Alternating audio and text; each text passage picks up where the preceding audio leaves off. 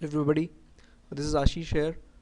Um, Welcome to the fifth week of this training. Right, till now in advanced QTP, I have given you very good examples of what we can do with QTP. Right, today I'm going to take one more such examples, and after that, we'll proceed to the keyword-driven framework. Right. So before proceeding to the framework, I'll take up this example. This is a site americangolf.co.uk. What I have to do is, using QTP, I have to verify whether all the links present under the brand heading, these all links, the numbers in front of these links, the sum of these numbers 16 plus 11 plus 16 plus 12 plus 11 plus 10 plus 4, the total is equal to 66 or not. Right, so I'll write a QTP script which does that. Okay, so let's start. So what will I do first? Yes, anybody? Yes, I'll be spying. So I spy first and I try to find some common property between all the links, and I don't see any common property between all the links. So what do? I go outside the links and I find this box out here.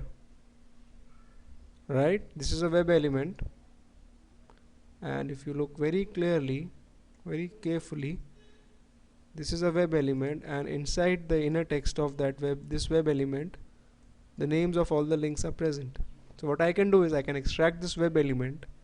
Right, after extracting this web element from the application, I can extract the inner text of property of that web element, and after extracting inner text, I can split the inner text and extract the numbers and add the numbers. Right, okay, but this will cater for just half the links. I want the total of all the links, right? So I'll have to catch two web elements here. The first one is this one, and the second one is this. Let me catch it. Yeah, this one. Right, this is again a web element, but with a different class and different outer inner text. Right, so let me catch the first web element first, and then I'll cater for the second one. Here you go for the first one, and okay, I made a mistake. Here you go, this is the one. Right, and the class is top UI, so I make a filter with top UI. Right, let's start. First I'll create a description equals to description.create. The make class of the description will be, yes, the web element, because I have to extract the web element first.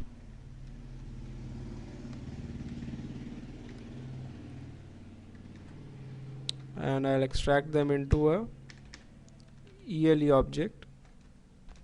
Out here I'm not using object repository, so I'll take the creation time of the browser.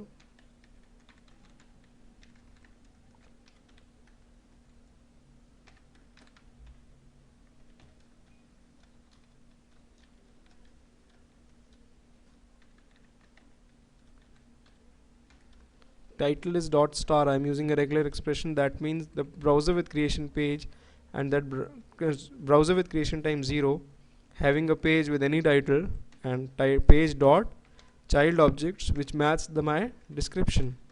Okay, so I'm extracting the child objects of my page which match my description, and the description is of the class web element.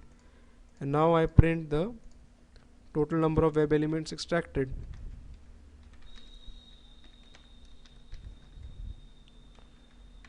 So this is gonna print total number of web elements on the page. Right, it's printing 0, so there is some mistake here.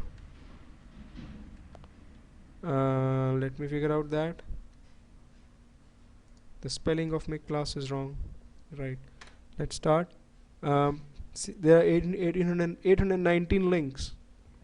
Right, so 819 web elements, not links, sorry for that.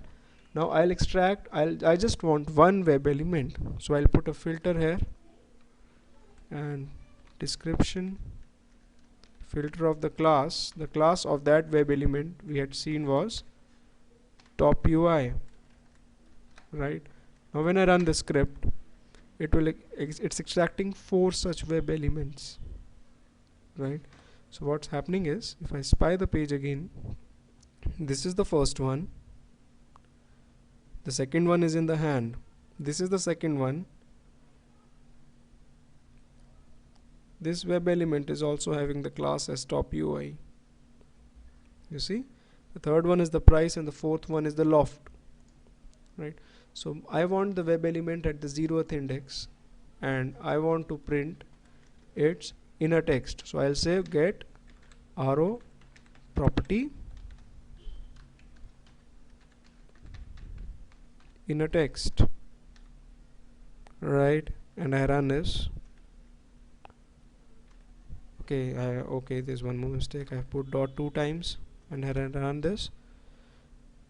Here you go, right? I got this string paying 16, Fisher 12 till phaser 4, right? So what I've done is I've extracted my links till this point. The first web element, I've extracted it. Now I will extract the second web element links.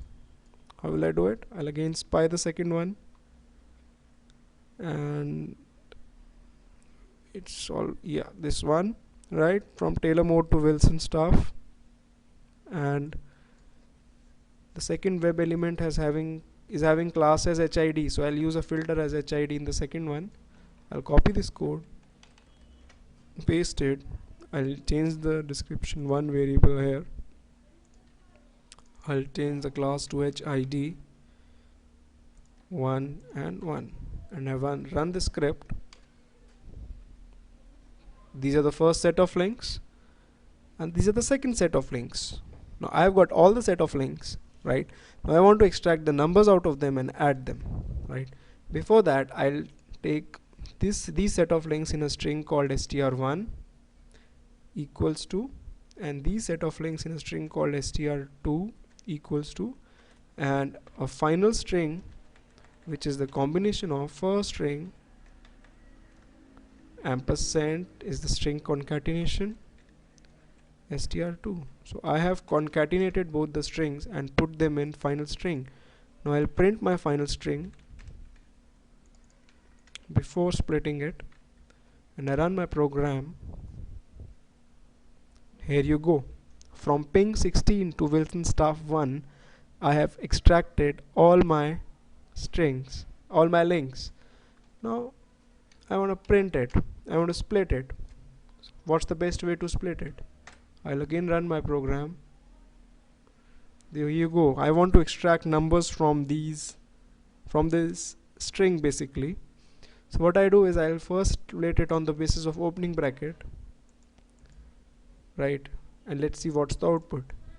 Okay, insert a loop statement which is a for loop, the iterator I, and before running the for loop, let's take the result in array of link equals to split final string on the basis of opening brackets, right?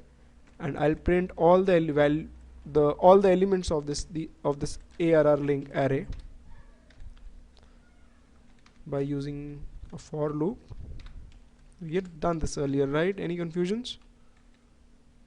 Let me know if you have any confusions. Yeah, the split, it returns an array. Yes. So I'm printing all the elements of this array now. Message box, ARR link, I. Okay. Now I run this. This is the whole string. I split it and print all the elements. After splitting, ping gets separated. The second object is 16 closing brackets Fisher, then 12 Odyssey, 11 Rive, 10 Phaser. So I have a pattern here, right? Now I can split each and every element of this array on the basis of closing bracket, and I'll get the number in the 0th index of the final array, right? I'll just show it to you, right? So I'll start, I'll just run it once and I'll just show you something. um, the first thing which comes up is ping, and I'm not interested in this, right, because it's got no number in it. The numbers, they actually start from the second iteration: 16 Fisher, 12 Odyssey, 11 Rise, right? So I'll start my for loop from 1. Okay, and I'll take another array link 2 equals to split the array link, the ith element of the array link, on the basis of closing bracket, right? And I'll print the 0th element of array link 2. Now this will have the number. I run the code. This is the string. The first number is 16, 12, 11, 10, 4, 3, 3, 2, 2, 1, 1. So I have everything with me now. I have all the numbers in array link 2, right? I need to add it. I need to find the sum of all the numbers. So I'll assume the sum to be 0 initially, and simply, as we had done earlier, sum equals to sum plus array link 2, right? And in the end, I print my sum, message box sum. So now I run the code, and this code should present me the sum, the total. Here you go, and the sum is 65, right? In the application, if you see, 16 to 1 should be 65, but it's 66 written over here, right? That means there's a bug in this application. That's why I took this example with you specifically. Okay, got it? Yeah, it's got a bug. Now I want to report the bug, right? Yeah, I want to report the bug. How do I do it? Yeah, so you can simply write another description and extract this string out of here, extract 66 out of it, compare this 66 with the sum, and if the sum is not equal, you can simply use the reporter utility which we had used earlier, reporter.report event big fail, right? Getting it?